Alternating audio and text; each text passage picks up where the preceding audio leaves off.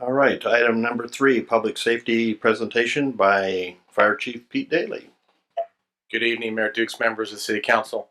I'm before you usually twice a year to talk a little bit about the fire department and what's going on. And so I'm back here again in October to share a few things with you. I had some interest from council members to talk a little bit about CSAG and what that's all about. So that's where I'm going to focus my discussion. I'm going to focus on that one topic. So I'll try and be brief, but I'll try and be informative. And the ladies in the back inform me that if they start getting tired and nod their heads, that would be my cue to hurry up. So I'm relying on them to keep me focused here. So, Pete, for the sake of those who don't know what that means, could you explain what that acronym is? yes, community service agreement, and I'm going to talk about it in the slides here. Thank you. So let me back up a little bit for the citizens and the public and in the council chambers here. Yuba City Fire Department, we cover about 32.51 square miles, and inside that area, 14.91 square miles is city limits. The other 17.6 square miles that we cover is CSAG, and I'm going to talk about that in a second, what CSAG is. So we cover, our department's unique in that we cover more than just the city limits. We cover outside the city limits and part of the county area. So, and for those of you that don't recognize this picture, this is the old Feather River Mills when it burned quite a few years ago. So that's a little better description right there. If you look at within the black lines there, that's the city limit. So anything within the black line that goes around the squiggly line, that's 14.91 miles of square miles of the city limits. Within the red line is what we call CSAG, and that covers all the way to Pease Road to the north, that are familiar with this area, Reed Road to the south, Township to the west, and Feather River to the east. And that's an additional area that the fire department provides fire and life safety services to. So CSAG is an acronym for Community Service Area G. I don't know where they got the G from. I guess it was next in line after F. I don't know. So on September 10th, 2001, and you guys can remember back, September 11th was obviously when we had a very tragic day, but on September 10th, the Yuba City Fire Department merged with the Walton Fire Protection District. And at that time, Yuba City Fire Department had 3 fire stations and Walton had 2. So on September 10th at 8 o'clock in the morning, we became one department and we absorbed the map that I showed you, everything within those red lines, and we became 5 fire stations with the Yuba City Fire Department. So Community Service Area G, to explain it a little bit better, outside the black lines, but within the red lines, which would be, give me my pointer here. So I think everyone can see is outside the black, anything in here, anything down here, that's all Community Service Area G. So back when we merged, some areas were incorporated into the city right away. Some have become incorporated since then in the last 15 years. Others remained actually in Sutter County, so they're not part of the city. But all the emergency services for fire and life safety from the fire department are still provided by the Yuba City Fire Department inside this area, that Community Service Area G area. So the area outside the city limits, but still in Sutter County and protected, was Yuba City Fire Department, was identified as Service Area G. So hopefully that makes sense to everybody now. So how many people is that involved? Well, citizens-wise, we protect about a little over 72,000 people in our districts, including Yuba City and CSAG. Inside the city limits itself, about 66,000 people, and then in CSAG, about 6,000 people. So I'm going to throw a lot of numbers at everybody, and this is sometimes dangerous because anytime you do PowerPoint by death and throw too many numbers, it gets confusing. So I'm going to use real simple firefighter math, and that is I'm going to highlight the area I want you to look at. Okay, so that's what I've done is I'm going to highlight the areas I want you to look at, but I want you to know that the numbers are up there, so in case anyone wants to check my math, and hopefully they won't, but if they do, the numbers are there to check. So to kind of give you an idea, I broke it down into 2 areas. So on the left, in 2014, about 9.17% of the calls, or roughly 10% of the calls that we responded to were in CSAG. The other 90% were in the city limits. And vice versa, in 2015, it stayed pretty consistent, about 9%, a little over 8%. So for 2014 and 2015, anywhere from 8 to 9% of the calls that we ran were in CSAG area. Now, as I go through this, you'll see some total call volumes here, but you'll see those numbers change as I go through and look at some other criteria. And the reason they change is because of down here, I'm looking strictly at what calls we go to either in the city limits or what calls we go to in CSAG. I didn't count other calls that we go on, say maybe to Marysville or Sutter County or mutual aid or to help the state. So we have more calls in this. I just didn't include those in this particular screen, this particular slide. So let's look just at fire-related calls because we can break things down because we have fires and medical aids and those type of calls. So on the fire side in 2014, about 13% of our calls, fire calls, were in CSAG. And in 2015, about the same. So about, overall we ran about 8 to 9% in that area. Of that, 13% of those were fire calls. Medical aids. The medical aids were a little less than the fire calls, overall percentage-wise, but the number was higher, obviously, because we go on a lot of medical aid calls. So in 2014, we ran about 511 medical aids in that area, about 9%, a little over 9%. In 2015, this is all, when I say 2015, the data I'm using is January through July, so about 7 months of data. We ran about 287 so far, about 7.34%. Okay, I'm not trying to confuse you and throw a lot of yell at you, so bear with me here for a second. So instead of breaking all these down into different slides, I grouped also hazardous materials, vehicle accidents, and other calls. I grouped other calls. So to kind of give you an idea, in 2014, we ran about 16% of our hazardous materials calls, which is a little high in the CSAG area. And this year we've run only 4.55% of our hazardous materials calls, so it's dropped this year so far. Yes. I'm sorry. That's just, yes, 7 months actually out of the 12, yes. Down here for vehicle accidents so far, we've run about 16% and about 15% for 2015 so far. So pretty consistent. For other related calls, 10% and 12% for year 14 and 15. On average, we're running about these types of calls, hazardous materials, vehicle accidents, and other calls, about 12% of the calls or 12.5% of the calls are into CSAG area. So we're running these calls in CSAG area. Well, where does the money come to support that? Well, the county provides revenue for us to still provide those services. So to give you an idea, in 2014, they provided a little over $600,000, about $608,000 to provide that service. Here in that was a fiscal year 2013-14. In fiscal year 14-15, it went up to about $656,000. And when I asked our finance department why that went up, I kind of had an idea, but I wanted to make sure. We kind of estimated it was probably because of increased property values is what we're guesstimating at. And I'm getting ahead, shaking in the right direction, so I must be making the right statement. So that's why that went up this last year, which is a good thing. So there's different ways to look at how we provide service to areas that are not in the city limits. There's different formulas that different fire departments use. One way to look at it, it just kind of gives you just a perspective more than anything, is to break it up by the square mileage. So in this particular case, in the city limits, we serve 14.91 square miles. So that should equate to about $4,337,000 a year out of our budget. Our total budget for this year was $9,536,536. So about 45% of our budget, you would think, would go towards the city. And then since the CSAG area is bigger, about 54% of our budget should go there. If you look at just the square mileage, that's one way to look at it. Another way to look at it, the fire departments look at responding to calls, is they break their budget down into cost per call.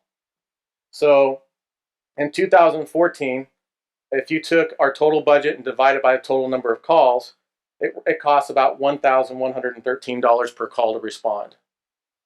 In 2015, it cost about $1,051. So in CSAG area, to provide service to CSAG area in 2014, it's $836,000 if you average out the call cost.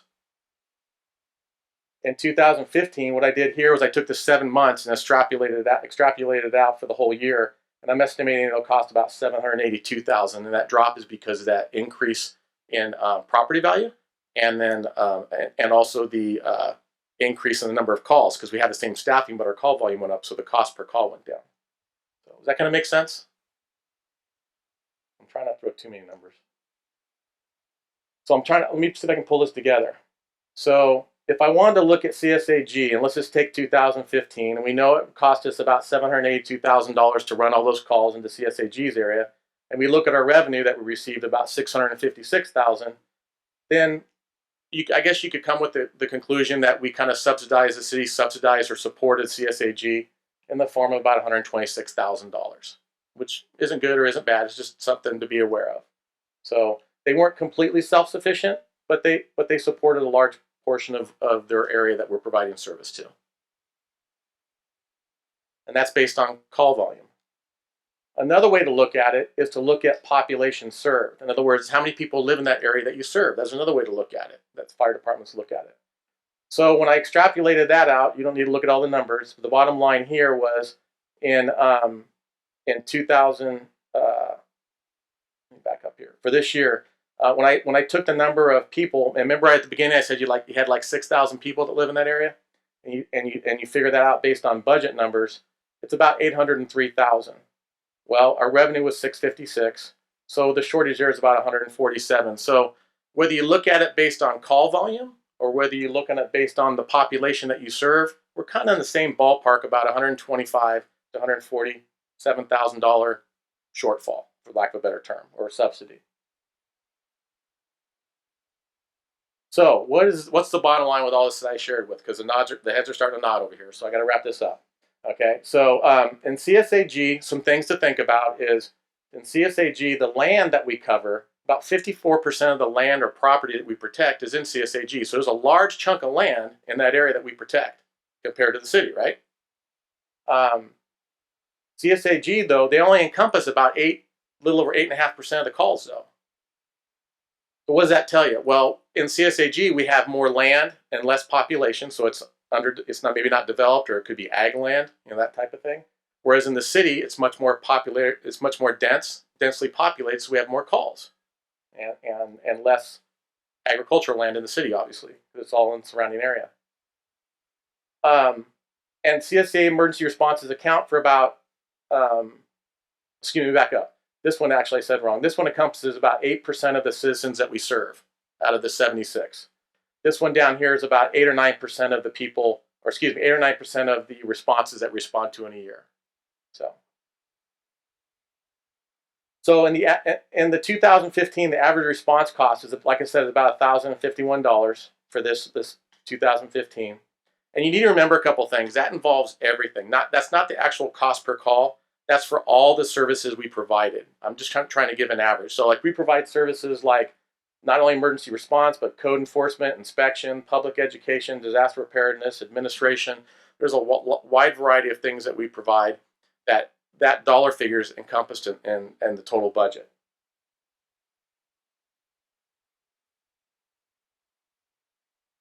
So based on emergency responses, this is my last slide here, there's an assumption that can be made that, hey, whether you look at it per call volume or whether you look at it per population served, it looks like we're running a little short in CSAG of about either 126,000 or 147,000. But I also like to look at things on the positive side. And on the positive side, I would say that 54% of our district is in an area that only requires 8% of our calls, 8 or 9% of our calls. And it's very prime land near city services. So as you can imagine, what comes to my mind when I try and look at this, as commercial and residential property develops or occurs, property and sales taxes will go up, and I think you'll see that number eventually flip, where it becomes a positive income versus a shortage. So that's probably more than you ever wanted to know about CSAG, but there you go. So I'll take any questions now. Thank you, Chief. Are there questions from the council? Good, man. Yes. And Chief, thank you very much for the presentation. You did make it quick. One of them dozed off back there, but I guess that was your pre-warning. Thank you. Yes, it was. That you were coming to a wrap point. Yeah. Yes. So I'll try not to bore that individual any further. But how does CSGA? How does that drive our response times overall within the city? I mean, one of the things that we have and we pride ourselves on is an extremely low or very good response time. So even knowing that only a small percentage, 8.59% this year so far, are responsible in that large area. So I realize that the area is large, and it takes them a lot longer to get out to handle some of these calls. So, have you evaluated that at all? Haven't got that far yet on that, but I can look into that if you'd like me to. As far as response times, our response times are very good. And in fact, one of our fire stations is built in the CSAG area, and it was built for that reason, for future growth and to be able to respond in that area. And if and when the community begins to expand to the south and to the west, there's also a place I already identified in the southwest section of the community for another station as that need develops to handle those response times. But it does when you're responding in the CSAG area, depending on the type of call. If it's a medical aid, it may not impact the rest of the city as much, but it definitely impacts the city when you do have a fire in that area, because it takes a larger amount of resources from the city to respond in the CSAG. That's one way to definitely take a look at that. The other way to look at that is because the call volume is less in CSAG, it also provides a reserve for us for those in the city. So when we have fires in the city, we also have additional resources to draw from the two other stations that have less calls in those areas. So it kind of plays both ways. But it definitely it can have an impact based on staffing and what type of fires we have in that area. Recently, some of the concerns that were laid out were multiple calls, multiple engines being busy, out of each one of the stations being tied up, and then the protocols the safety protocols are in place. So I'd be interested to know how those response times are how they have impacted that, and how they will probably impact that on a go-forward basis, just given the response times. One of the challenges I'm having right now is our CAD dispatch system, at least what I've found so far, doesn't lead us to the ability to break out between. It looks at the city it looks at the whole district as a whole. So it's challenging for me to break out, if not almost impossible. I had to get some help from Brian on some things from IT to try and break out between whether people live in CSAG or if they live in the city limits, just the way our CAD system is. And then I think the last question I have, I promise, is related to the extra resources that are required to be able to serve this larger area. Meaning that at one point we had 3 stations, now we have 5. Again, when that happened in 2001, the city was slightly smaller than what it currently is. And then we also annexed areas shortly after that into the city. So really, kind of what I'm looking at is what would those resources? How much extra resources do we have? One extra fire station, extra engines, things like that are required to serve that area, so we can do a true cost analysis of what it is. And I appreciate the numbers that you came up with, because it looks like the citizens of Yuba City are on what I would consider the short end of the stick. They are subsidizing, into that service area. It's not as significant necessarily as what I thought, but I think when we look at what the extra resources that are required, that may change that number slightly on an upward. Yes. And one of the things that may help us a little bit is back in 2010, before this merger occurred, there was a strategic plan done for the fire department. And that's how we got to where we are today. That was the recommendations based on the study. And it was a study done by an independent firm that worked with the fire department.